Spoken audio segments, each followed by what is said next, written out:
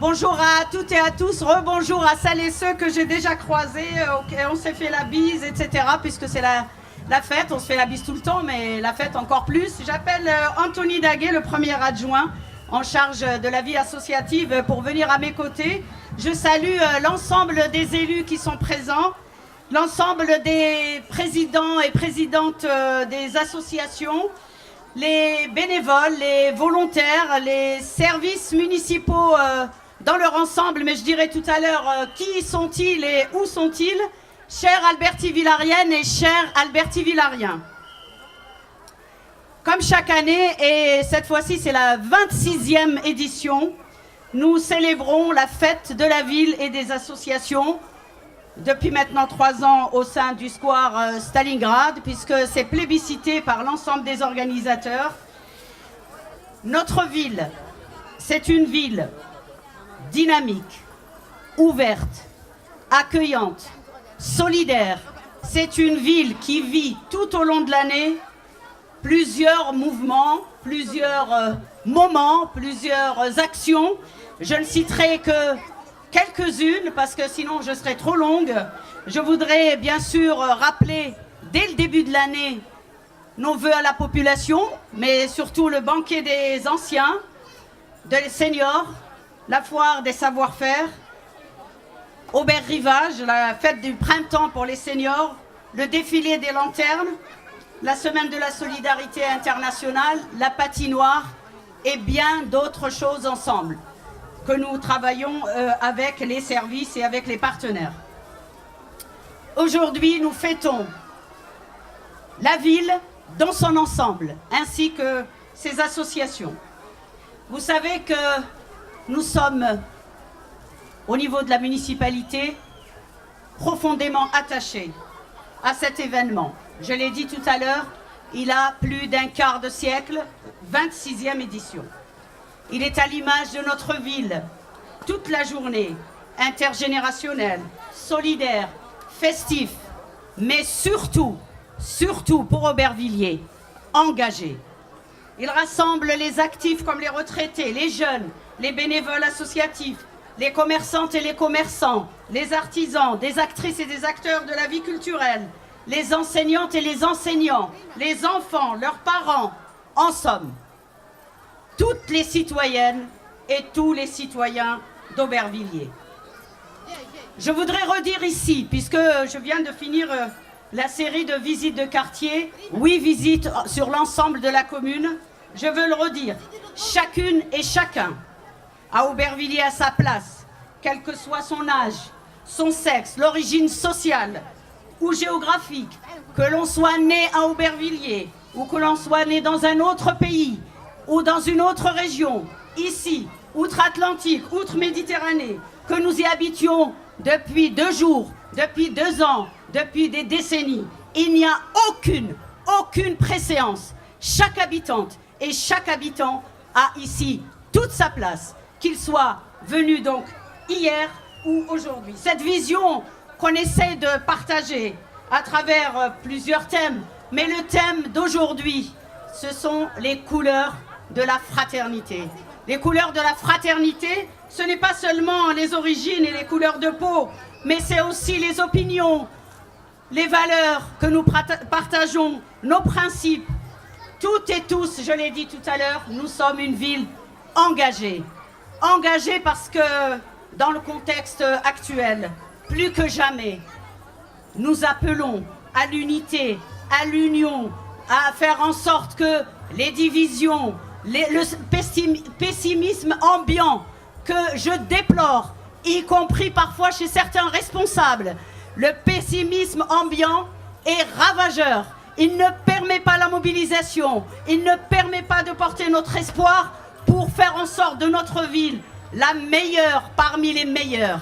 Et je le dis aussi pour celles et ceux qui parfois n'habitent pas notre commune et la dénigrent sur les réseaux sociaux. Eh bien, à eux et à elles, on leur dit faites comme vous voulez, ça ne nous concerne pas. Mais à celles et ceux qui habitent notre commune, je leur dis, prenons nos responsabilités. Attention à ne pas faire des amalgames. Car quand vous dénigrez Aubervilliers, sachez que ce n'est pas à la municipalité que vous faites mal, parce que parfois il y a des arrière-pensées politiciennes. Vous faites mal à la population, à sa jeunesse, à toutes celles et ceux qui portent l'espérance. Vous faites mal, y compris à vos proches, car un jour ou l'autre, ils se présenteront avec un CV qui sera stigmatisé. Ils se présenteront devant une entreprise, ils seront stigmatisés. Un jour ou l'autre, l'un d'entre vous voudra acquérir un logement, voudra vendre un logement, voudra louer un logement. Eh bien, s'il a contribué à stigmatiser Aubervilliers, eh bien, ce sera l'arroseur arrosé. Pour notre part, nous continuons à nous engager face à ce qui se passe. Vous savez, le contexte est difficile avec cette nouvelle majorité gouvernementale. Les mesures restrictives sont nombreuses. J'en citerai quelques-unes. Celle qui concerne la baisse de l'APL, puisque à mes côtés, Anthony Daguet, le président de l'OPH, vient d'organiser les états généraux du logement social à Aubervilliers, et combien cette mesure va porter atteinte aux capacités de financement, de rénovation, de réhabilitation, de préservation du logement social, qui est notre patrimoine commun, auquel nous sommes attachés, que nous y vivions ou pas. Ce logement doit être défendu pour toutes celles et ceux qui en ont besoin, et pas seulement les plus modestes, les salariés, les enseignants, les gardiens de la paix, les infirmières et les infirmiers. Ils habitent le logement social. Je le dis parce que par ailleurs, une partie de la droite continue à le stigmatiser en disant « ce sont des ghettos sociaux ». Non, c'est un lieu où on peut vivre décemment. C'est un lieu où on peut vivre sans se ruiner quand on n'a pas les moyens. Je voudrais aussi dire combien la loi dite réussite éducative qui concerne le Parcoursup est une loi scélérate vis-à-vis de nos jeunes et des étudiants qui aujourd'hui, entre 20 et 40%, se retrouvent sans aucun vœu, sans aucune réponse à leurs vœux, sans aucun choix pour cette rentrée universitaire. Et 20% concernent la Seine-Saint-Denis. Donc, des centaines de milliers de jeunes, bacheliers pourtant, ne se verront pas, n'auront pas la possibilité d'accéder à l'université. Voilà les lois de M. Macron et de son gouvernement, ce qu'elles ont directement comme conséquence dans la vie des jeunes, dans la vie de notre population, la plus jeune de France. Le département d'1,5 million d'habitants, le plus jeune de France est parmi ces 40 villes, la ville d'Aubervilliers. Eh bien, on va continuer à se mobiliser, à se rassembler pour le bien commun. Et pas seulement parce que nous avons tel ou tel problème dans la ville, pour tous les problèmes qui se posent à la ville. Je veux qu'aujourd'hui, celui ou celle qui se mobilise pour la cantine scolaire, je le retrouve aussi demain pour travailler contre la baisse des dotations, pour continuer à dénoncer la contractualisation qui nous est imposée. Je veux que celles et ceux qui se battent pour le conservatoire à rayonnement régional viennent se battre pour les cantines scolaires à la rentrée, viennent se battre aussi pour les mouvements associatifs de façon générale. Quand on vient à Aubervilliers, on se bat pour tout et ensemble, car c'est ainsi que je l'entends quand je parle de rassemblement. On continue à développer des projets, parce que malgré ces mesures, nous ne restons pas les bras croisés. Je veux d'ailleurs rendre hommage aux partenaires et particulièrement à l'administration communale, aux agents municipaux. Vous allez les croiser ici, ce sont pas des fonctionnaires comme ça qu'on ne sait pas qui c'est, ce sont des femmes et des hommes engagés au quotidien à vos côtés pour essayer de trouver des solutions. Ils et elles sont aussi force de proposition avec nous. Je veux les saluer ici, du directeur général à tous les agents, qui soient de la fête et cérémonie qui ont organisé depuis 2 jours à monter les stands, mais aussi la vie associative, les relations internationales, le service enseignement.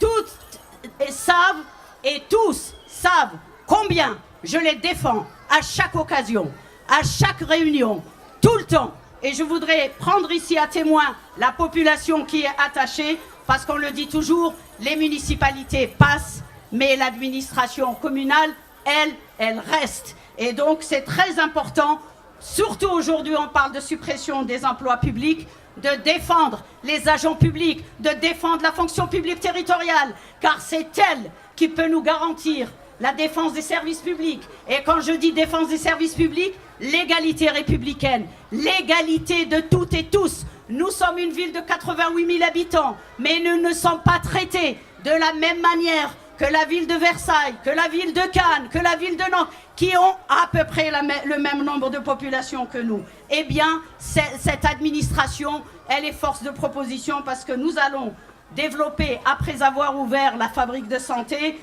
le Resto Vert. Demain, nous allons inaugurer le restaurant solidaire à la Maladrerie au sein du Club Funk. Il est ouvert à toutes et à tous, quel que soit le porte-monnaie, quel que soit le pouvoir d'achat, quel que soit l'âge. C'est le lieu de toutes les solidarités. Je voudrais aussi parler des jeunes, la maison de jeunes Hollandie, mais aussi continuer notre programme d'insertion, de développement de l'emploi, particulièrement la mission locale à laquelle je veux rendre hommage aussi et qui travaille au quotidien pour les 18-25 ans avec Pleine Commune. Je voudrais parler aussi du futur projet de la Maison des langues et des cultures sur le site où se trouve actuellement le centre de sécurité sociale rue des Écoles. Enfin, une ville où 2 collèges vont ouvrir en moins de 2 années universitaires. Le 6e collège à Sadi Carnot qui désormais porte le nom, oh combien nous sommes fiers, de la féministe, de l'anticolonialiste, de la femme de toutes les valeurs et de tous les principes. J'ai nommé Gisèle Halimi. Eh bien, nous allons aussi ouvrir 1 an après le 7e collège intercommunal avec Saint-Denis à côté de la place du Front Populaire. On accueille comme les grands aussi de sièges, mais il faudrait qu'ils regardent du côté de notre population en termes de formation et d'insertion. Le siège de Veolia, l'Institut national du patrimoine, le campus Condorcet et la manufacture de mode Chanel à la porte d'Aubervilliers dont le chantier a déjà commencé. Voilà, c'est Aubervilliers, c'est de cela qu'il s'agit. Il faut continuer donc à se développer au service de notre population.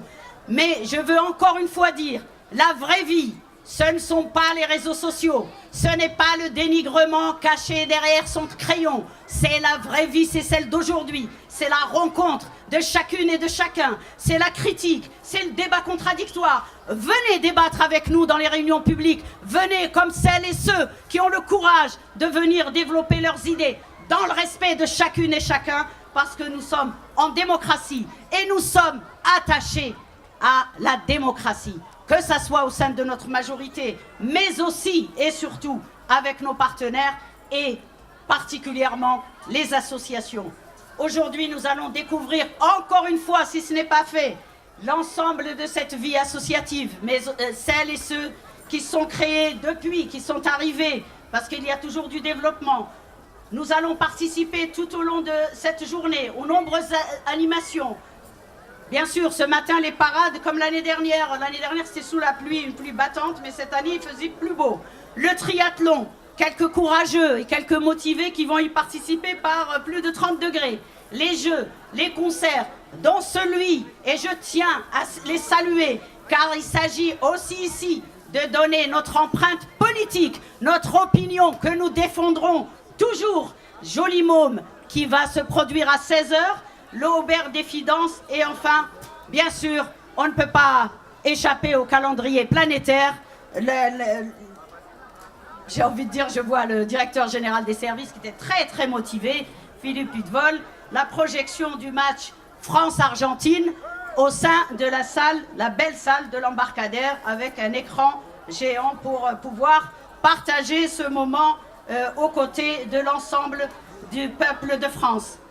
Enfin, je vous invite, chacune et chacun, tout au long de l'année, à participer à toutes les initiatives locales et les événements que nous accueillons. Bien sûr, le Festival des villes des musiques du monde, dans Aubervilliers, le port d'attache, mais aussi Aubercaille, Banlieue Bleue et bien d'autres encore. Nous sommes face au Théâtre La Commune qui va connaître une rénovation, une réhabilitation. Je tiens à saluer sa directrice qui a un projet ambitieux en termes culturels, mais surtout un projet humaniste. Humaniste parce qu'il résonne particulièrement aujourd'hui face à ce qui se passe de ce scandale vis-à-vis des migrantes et des migrants qui sont traités comme des animaux, qui meurent par dizaines au fond de la Méditerranée, eh bien, je tiens à la saluer parce que son travail, il va aussi appeler de notre part une réflexion commune et une action pour faire face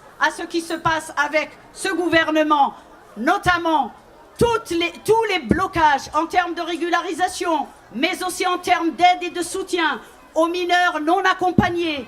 Nous insurgeons tous les jours contre ces camps de la honte où aucun moyen n'est donné aux êtres humains, femmes, hommes et enfants, de vivre de manière digne dans un pays qui a tant de moyens, la 5e puissance mondiale, qui n'est pas en capacité d'accueillir dignement 20 000 ou 30 000 personnes. Eh bien, c'est ce scandale-là auquel il ne faut pas s'habituer. Il faut continuer à s'indigner et à dire non, parce que ce qui leur arrive aujourd'hui est arrivé à d'autres, il arrivera à d'autres demain, il est arrivé à d'autres hier. En tout cas, Aubervilliers, qui s'est construite et fière de ses 108 nationalités de migration successives, ne fera pas partie de celles et ceux qui, une fois qu'ils sont rentrés, ferment la porte derrière eux. Nous ne ferons pas partie de celles et ceux qui fermeront la porte derrière eux. Nous demandons à l'État de prendre ses responsabilités, de ne pas verser au nationalisme chauvin, au fascisme en Europe, dans une partie de l'Europe,